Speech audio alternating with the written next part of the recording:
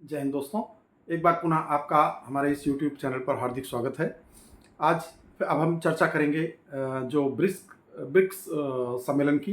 प्रधानमंत्री मोदी इस समय आज ब्रिक्स सम्मेलन में भाग ले रहे थे और ब्राज़ील में हो रहे इस ब्रिक्स शिखर सम्मेलन में वैश्विक संस्थाओं में दुनिया के 2/3 लोगों का जो उचित प्रतिनिधित्व नहीं है उसकी बात प्रधानमंत्री मोदी जी ने वहाँ पर की।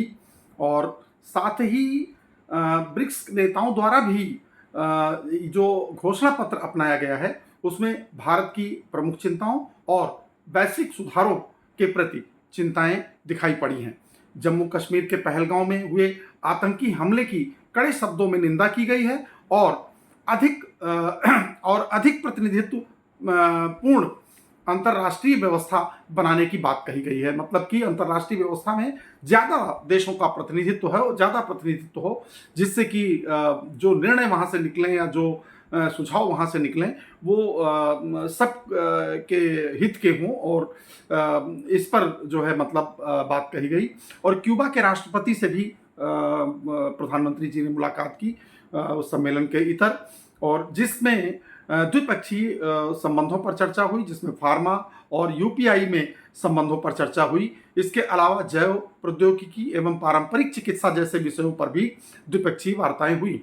मलेशिया के प्रधानमंत्री अनवर बिन इब्राहिम से भी क्षेत्रीय सुरक्षा एवं द्विपक्षीय संबंधों को मजबूत करने पर चर्चा हुई, जिसमें रक्षा, शिक्षा, स्वास्थ्य सेवा, व्यापार, पर्यटन और लोगों के बीच आदान प्रदान पर विशेष ध्यान दिया गया।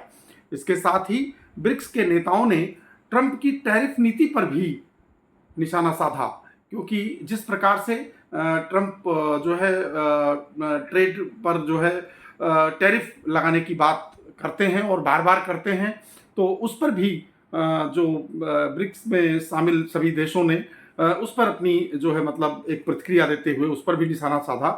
और मोदी जी ने कहा कि प्रधानमंत्री जी ने कहा कि आतंकवाद से पीड़ित और समर्थक को एक ही तराजू में कतई नहीं तौला जाना चाहिए।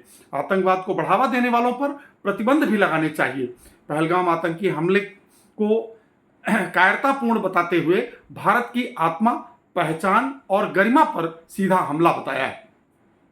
आतंकवाद को मानवता के लिए गंभीर चुनौती बताते हुए इस चुनौती से निपटने के लिए एकजुट प्रयास का आह्वान भी किया। इस प्रकार से मोदी जी ने वैश्विक दक्षिण को विकास संसाधनों के वितरण या सुरक्षा संबंधी मुद्दों पर दोहरे मानदंडों का शिकार बताया है। तो इस प्रकार से ब्रिक्स सम्मेलन में मोदी जी ने अपनी बात रखी और यही कूटनीतिक कार्य जो देश की नेतृत्व को जा करके दूसरे देशों में करने होते हैं, तो जिससे कि कम से कम दुनिया को ये पता चले कि भारत का जो मुख्य जो समस्या है वो आतंकवाद है, और आतंकवाद से पीड़ित केवल भारत ही नहीं, ये आतंकवाद पूरी दुनिया के लिए एक तरह का खतरा है। इसके साथ ही आप सभी को बहुत बहुत धन्यवाद।